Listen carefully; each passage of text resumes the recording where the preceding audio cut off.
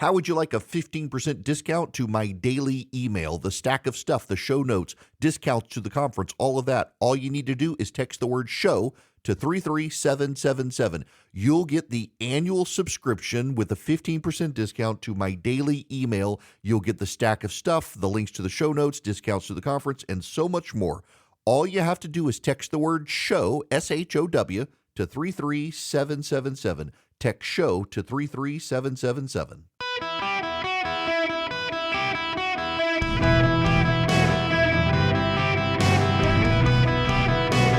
Welcome to the Eric Erickson Show podcast, Hour 3. Hello, America. Welcome. It's Eric Erickson here across America. Today, the phone number is 877-973-7425 on this Open Line Friday. I'll get to your phone calls here in a moment. Got to bring you up to speed on a couple of things. First, breaking news outside the Trump. I encourage you not to watch the video. You don't want to watch this.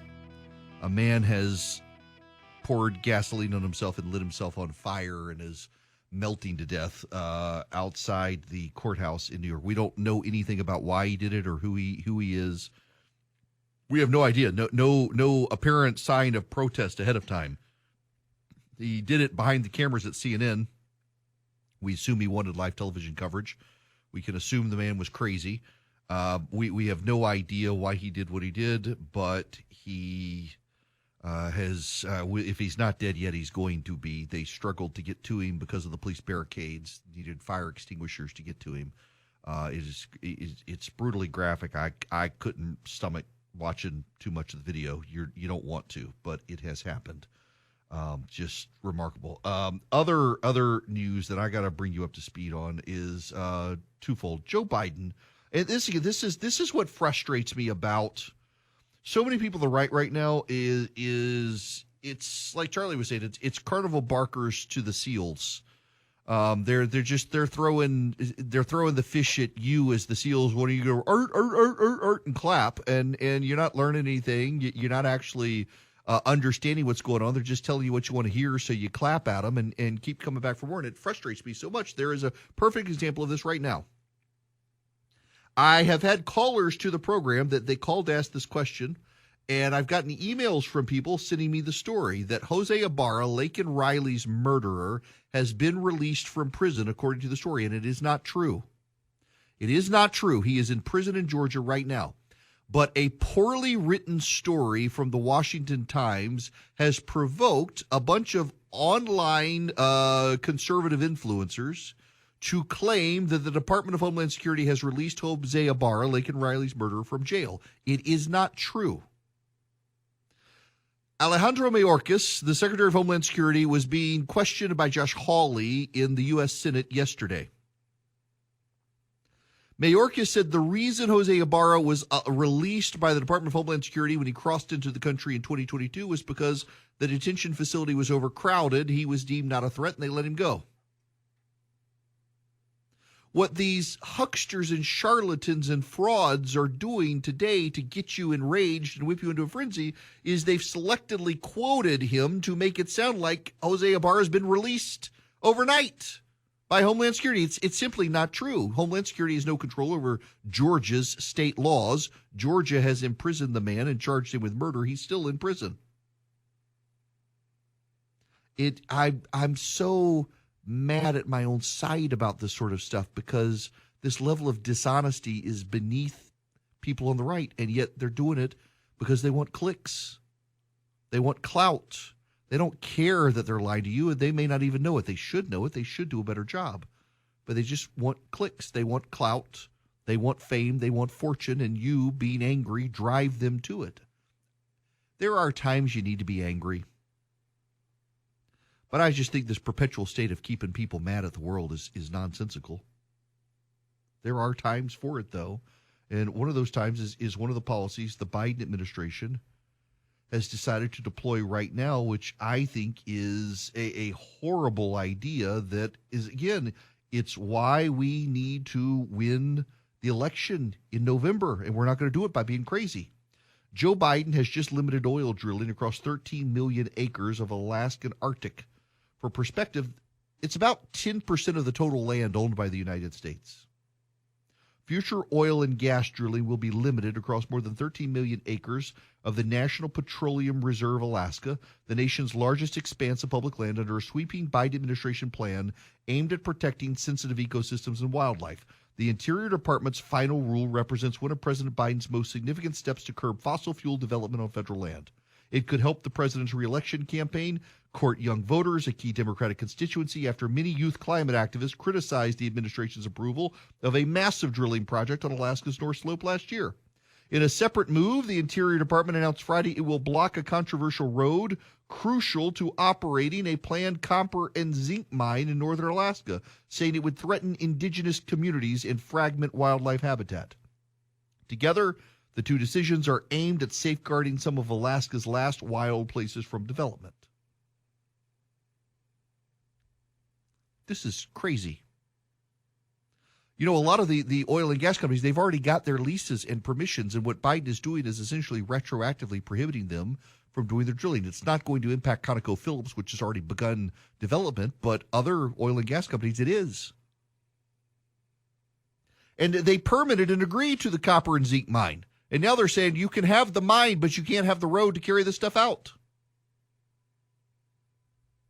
It is disruptive to the economy. And by the way, at a time where we need to be less dependent on China for metals, it makes us more dependent on China and third world countries for copper and zinc.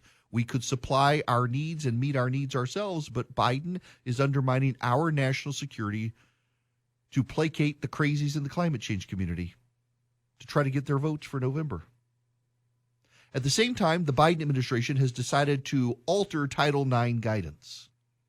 In a pretty significant move, the Biden administration has decided to re-alter its interpretation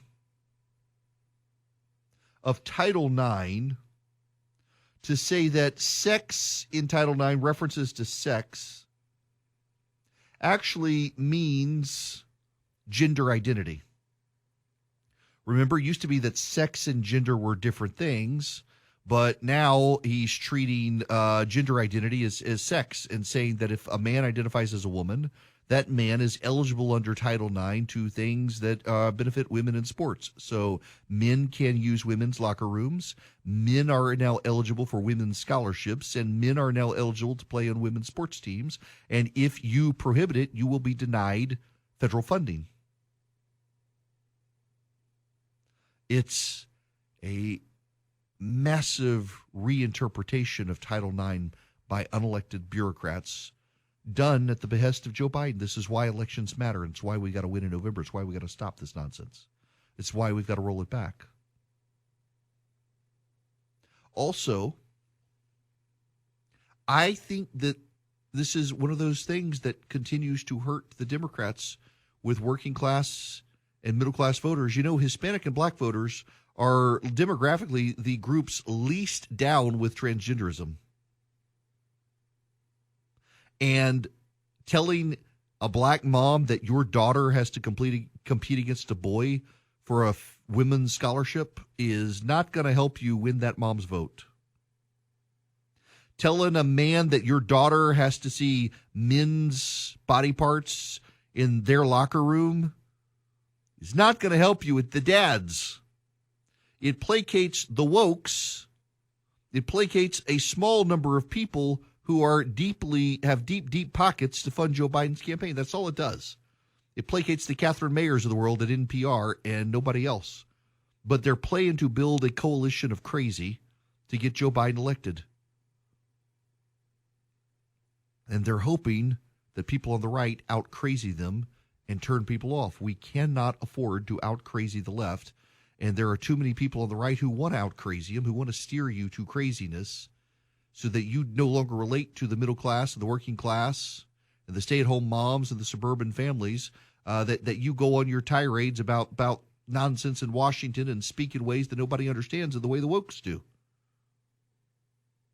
You are catechized by those with whom you surround yourself. Do not be catechized by the grifters online and on radio. So frustrating. All right. I promised phones in this segment. I'm going to go to phones. JT, you're going to be up next. Welcome to the show. How are you, JT? Good afternoon, Eric. How are you? Great.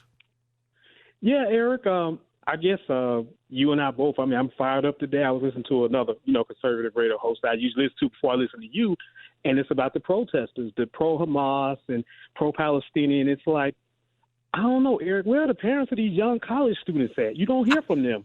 I mean, no, you don't. Those helicopter parents, you never hear from them. I mean, you're paying hundreds of thousands of dollars for them to be indoctrinated and influenced, and they're turned into little radical terrorists and socialists. And it's like, I think Josh Hawley said the other day, with them blocking bridges and everything, I don't know, Eric, mow them down. Not to be violent, but that's just, hey, you move it or lose it.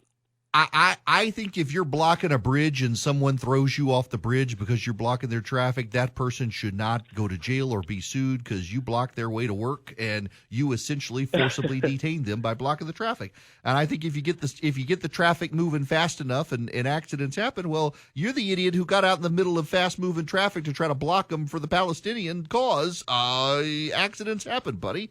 There should be liability protection for this. Now, to your point, where are the parents? Let's be real honest here. In a lot of these colleges, the parents are upper income, elite liberals anyway, and they sent their kids to college not for an education, but for networking.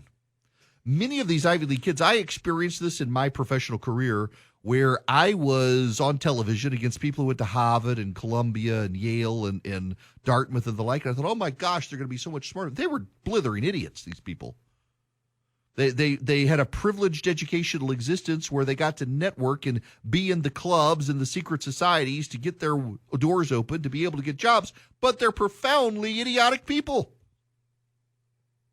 I continue to believe you take anybody in the SEC or the ACC, and they're going to outwork and outperform a lot of the Ivy League kids. The only difference between the ACC and the SEC kids and even the Big Ten and the Pac-10 and all that with the Ivy League is that the Ivy League kids know the people in the corridors of power that they've networked with to get a cushy job, and everybody else has to actually work for a living. And I would rather take the kid who went to an SEC school or an ACC school or a state school somewhere than a kid in the Ivy League, because the kid in the Ivy League was pampered and privileged and had access to people, but did not give access to their mind except to the indoctrinators. The kids who go to the SEC and the ACC, to the state schools around the country, they had to work, they had to earn their degree, they had to earn their way into the door, because it wasn't a who daddy knows situation, it was a what they could do situation, and those are the future of America. These Ivy League terrorist supporting kids are not the future of America. I do not want them on my payroll. I would not hire one of them. Don't give a hoot in hell for someone who got an Ivy League degree. I know some of them, and they're wonderful people. I know some who teach there, and they're good conservative people. And the difference between them and the others is that these kids got in on their hard work and were given scholarships, not because mommy and daddy were third generation and they got to go.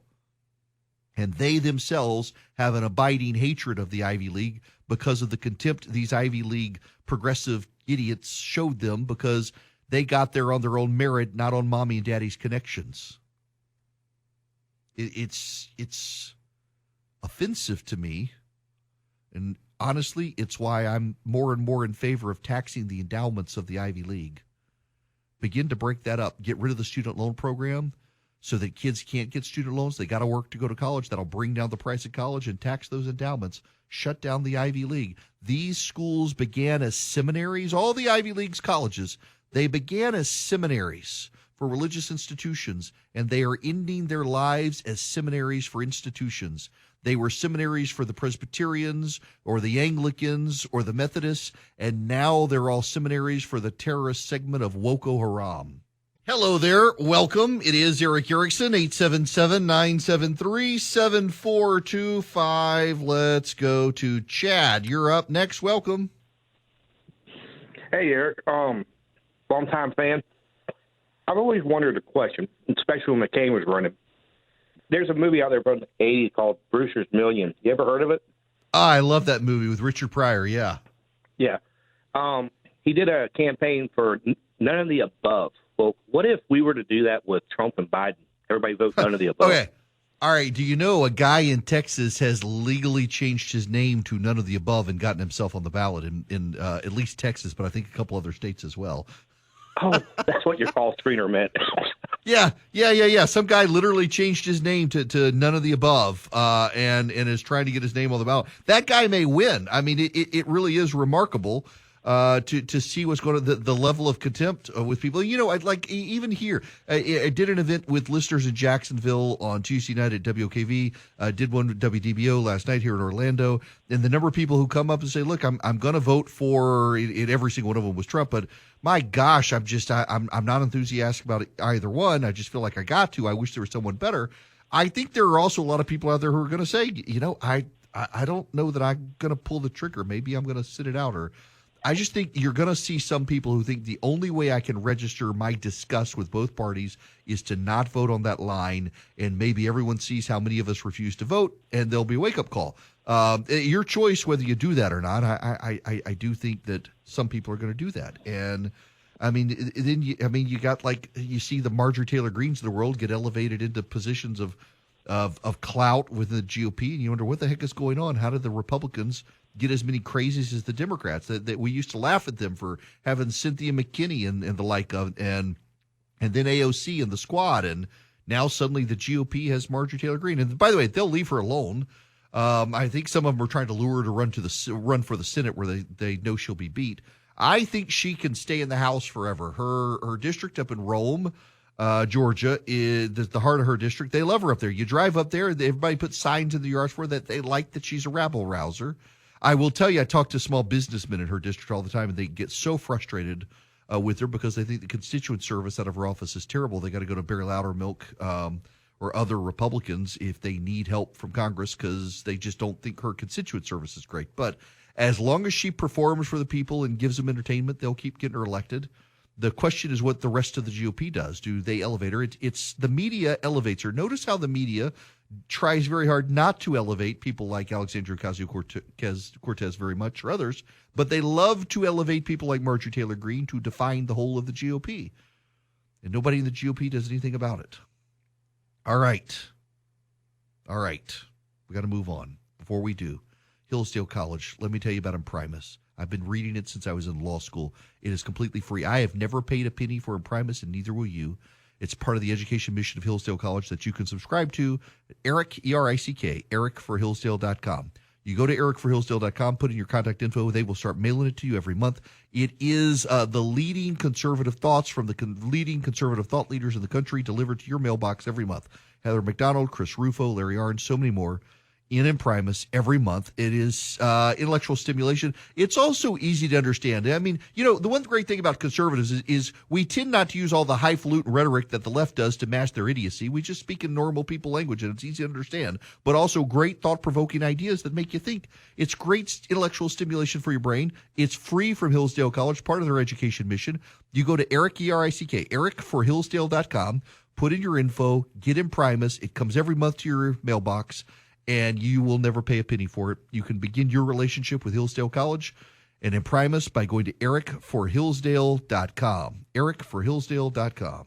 Greetings. Welcome. It's Eric Erickson here. The phone number, 877-973-7425. This Open Line Friday. Let's take a few more phone calls here towards the end of the show. Shannon, you're going to be up next. Welcome to the show. Hey, Eric, this is Shannon. I've called you a couple of times, and I'm just so glad I get to call and just sort of be calm about things. But you really know how to hurt a person, since I am one of those people who lives up in the corner of Georgia with Miss Marjorie Taylor Greene. Oh, God bless you. It is God's country up there, though, isn't it? It's gorgeous. It is beautiful. But that is probably, and I had reached out to you because I am a delegate. And what that means is I get to go to our district and our state convention, and I get to sort of be a vote amongst many on issues that the GOP brings up. But I am, like you, caught by the extreme actions that continue to divide our party instead of unite. And was curious as to if you had an audience with Mrs. Greene, what would you say to her? What I would tell her is that the fight is not with our side, but with the Democrats, and that if a vocal minority of the GOP decides to fight, they still need to recognize they're in the minority, and perhaps instead of fighting, try to persuade. It seems like this is my chief frustration, I think, at this point, is that there are ways to fight and win. But when you're fighting on every front, on every issue, at every time amongst yourselves, you're not going to win. The strategy, there's got to be an overarching strategy. Instead of confusing tactics for strategy, we need a strategy. How do we advance the ball? My favorite example of this is Ted Kennedy. In 1980, when Ted Kennedy challenged Jimmy Carter in the Democratic primary for president, Ted Kennedy committed himself to universal health care in the United States and in the insurance companies. And Ted Kennedy, every year in Congress, nibbled away at the insurance industry. He drove up costs. He made it harder. He regulated more. He demanded more stuff. And slowly and incrementally over time got to Obamacare. And Ted Kennedy won because Ted Kennedy sought inches instead of seeking miles, because he knew by taking an inch every year in Congress, he would eventually take the mile. And our side is just so impatient because we've internalized the country's going off the deep end.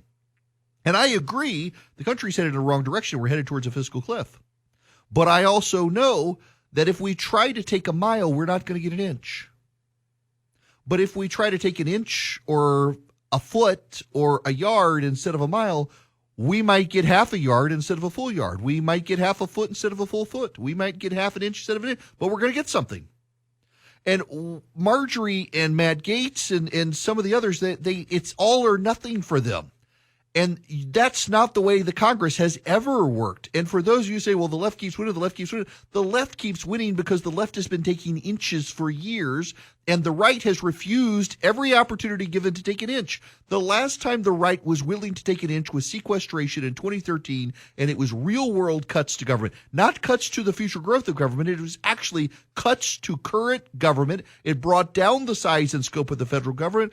And then what happened? The right abandoned it because it wanted so much more once it got that inch. It overplayed its hand and lost sequestration altogether because it didn't want to take the second inch. It wanted to go from taking an inch to taking 5 miles. And everybody else said, no, we're done. Our side, the conservative side, is the side that understands human nature and human interest, that men are inherently bad.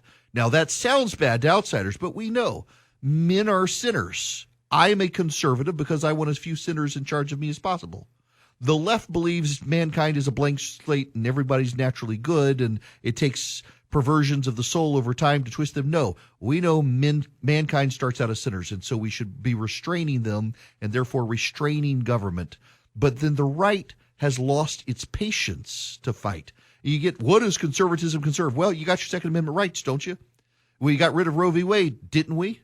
Homeschool has been protected legally in this country, hasn't it? You got some big wins for conservatism, but all these people who were conservative yesterday now have decided they're populist. They don't care about principles. But when they've abandoned their principles for the here and now fight against the left, they've gotten really impatient, and they're not willing to take an incremental approach. You know, Ronald Reagan overnight was not able to change the hearts and minds of the American public on the idea of standing up to the Soviet Union as opposed to having spheres of influence. He did it incrementally over time in his presidency and was able to bring down the Soviet Union. And we've lost the patience and we've lost the willingness to trust conservative principles because so many people on the right in postmodernism, like so many people on the left in modernity, have decided the shiny and the new is better.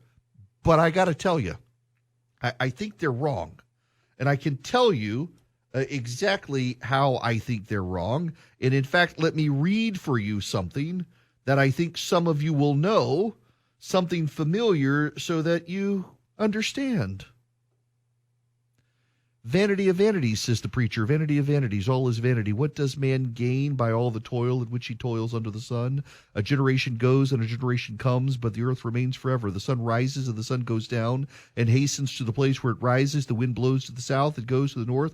Around and around goes the wind, and on its circuits the wind returns. All streams run to the sea, but the sea is not full to the place where the streams flow. There they flow again. All things are full of weariness. A man cannot utter it. The eye is not satisfied with seeing, nor the ear filled with hearing. What has been is what will be. What has been done is what will be done. And there is nothing new under the sun. There are no new ideas. There are no new tactics. There are no new strategies. But we've rejected the thinking of the past for something new and shiny that's just repackaged nonsense that has failed in the past because we've decided that the guys in the past who actually won weren't winners. George W. Bush was a winner. The right now hates him. Ronald Reagan was now a winner. The right has now moved past him. We take the people who won and the strategies they used to win and say, well, they weren't winners. Look what happened. Conservatism hasn't conserved anything. Really? Look again. You want to win? You want to advance? Stop peeing inside your own tent all the time if you're a representative. And if you want to fight the left, fight smart. My job's to hold my side accountable. Marjorie Taylor Greene's job should be to legislate. Not to be on TV, not to fundraise, but to legislate. And you legislate and you win by doing it incrementally over time. You don't go for the mile, or at least when you go for the mile, be willing to compromise for the inch. And over time, you'll be as successful as Ted Kennedy was, who was a highly successful legislator because he was always willing to advance an inch when he couldn't advance a mile. And our side gives up because, we can't take a mile, so we might as well not fight. Let's fight each other for daring to take the inch. Mike, you're up next. Welcome to the show. I just wanted to tell you that I am a huge liberal, very left of center. I listen to you because I like hearing just other points. And I want to give you a huge compliment because I hope that a lot of people aren't listening to this because what you're saying, I think, is going to, if people were to listen to you and to not listen to the crazy and to not buy into that and to get a leader who is a little more middle of the road, I think you guys are unstoppable. And so I just wanted to Mike, you're hurting my street cred here.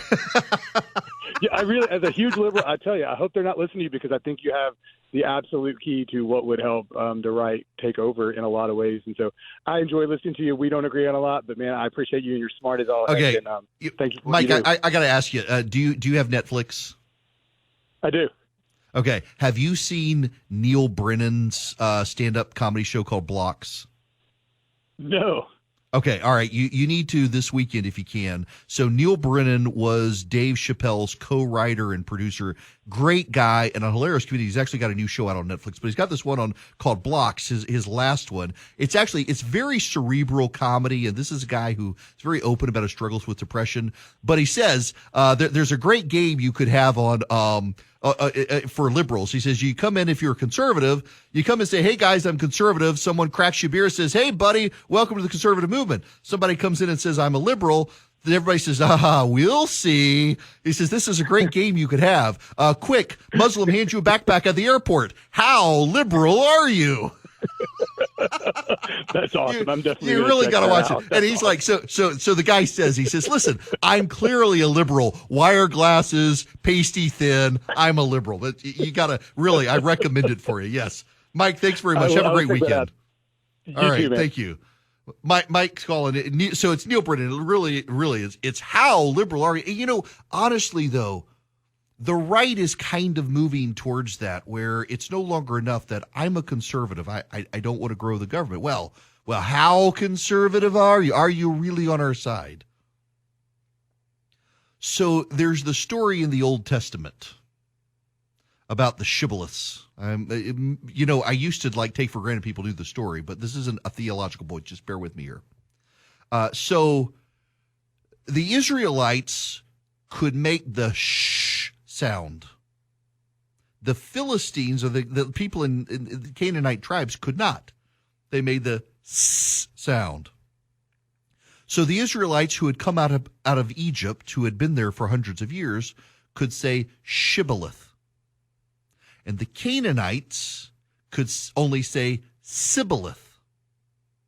So one night they're crossing the Jordan River, they're being pursued, and I believe it's Joshua sets up men to guard the Jordan River and says that everyone who comes across the river, ask them to say the word shibboleth.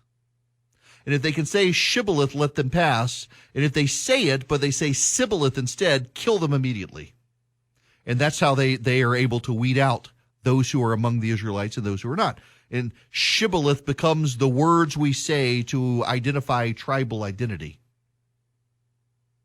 And there are so many more shibboleths now on the right than there used to be. Like you want to hear a great example of shibboleth. My goodness, we have been playing great examples of shibboleth all week here. Let me play you some of this. You'll recognize this. But what about the hard things, the places where we are prone to disagreement, say politics and religion? Well, as it turns out, not only does Wikipedia's model work there, it actually works really well. Because in our normal lives, these contentious conversations tend to erupt over disagreement about what the truth actually is. But the people who write these articles, they're not focused on the truth. They're focused on something else, which is the best of what we can know right now. And after 7 years of working with these brilliant folks, I've come to believe that they are onto something, that perhaps for our most tricky disagreements, seeking the truth and seeking to convince others of the truth might not be the right place to start. That's National Public Radio CEO Catherine Mayer, who trots out left-wing shibboleths all the time. Why? Because Catherine Mayer is not of the intersectional woke class of moral people. Who is Catherine Mayer? Her father worked for Goldman Sachs. She grew up in a wealthy family in Connecticut. So what Catherine Mayer has done is she's taught herself the shibboleths of progressivism to advance within progressivism. At a time progressives are demanding more non-white people in authority, Catherine Mayer, as a white person, has been able to protect herself and her privilege and rise to the upper echelons of the ranks of progressives by trotting out all the tropes and symbols of the left. She says folks instead of people. She spells it with an X instead of a KS.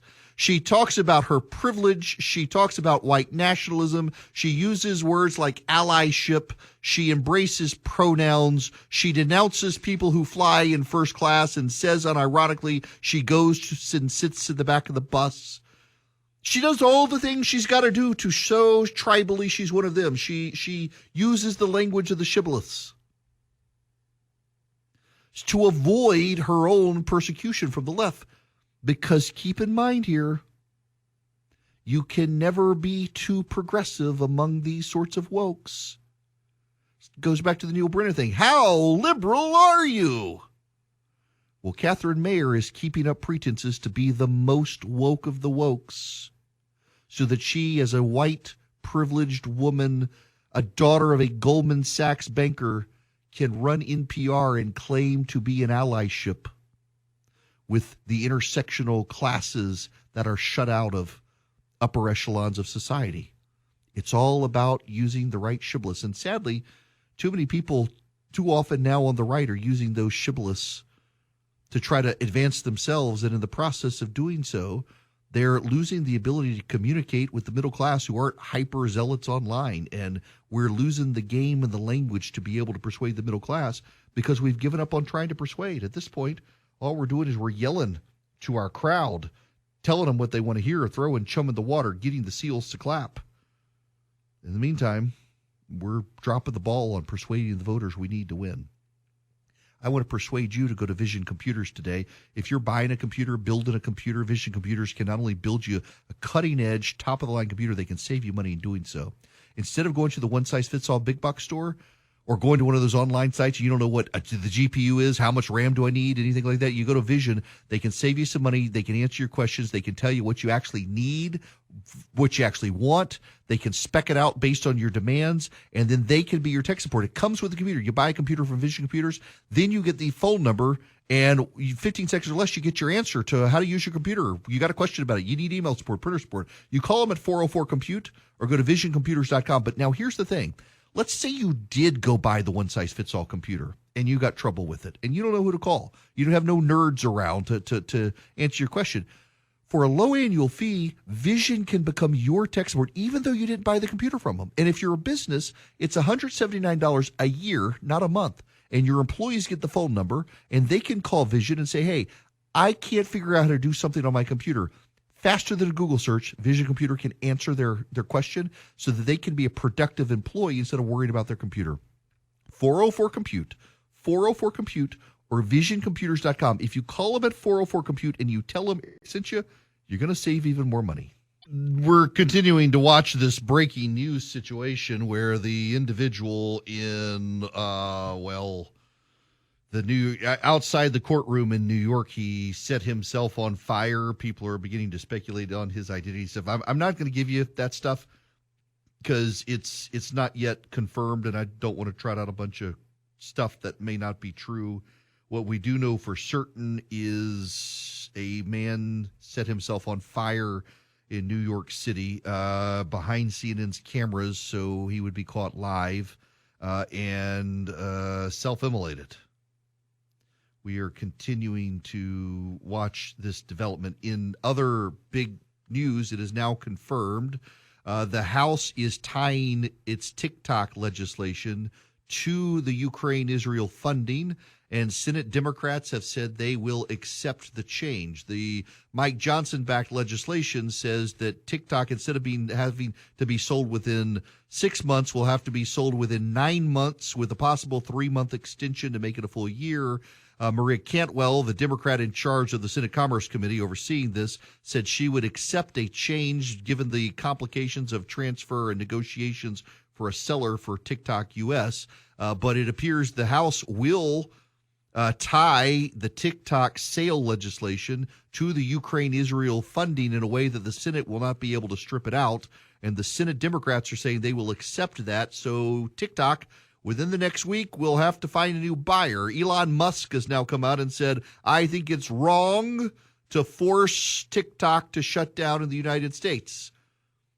That's not what's happening here, and anyone who says so is carrying the Communist Party line. But then Elon Musk typically carries the Chinese Communist Party line because he has so much business in China. He's very, very sympathetic to the Chinese communists. That's not actually what's happening. What the legislation says is that TikTok must find a new owner or TikTok must shut down. It's the Chinese communists' decision. That vote will come this weekend in the House of Representatives. It is expected to pass on a bipartisan basis along with funding Ukraine and Israel. You guys have a great weekend. I'll be back home next week. Have a great time. Stay safe out there.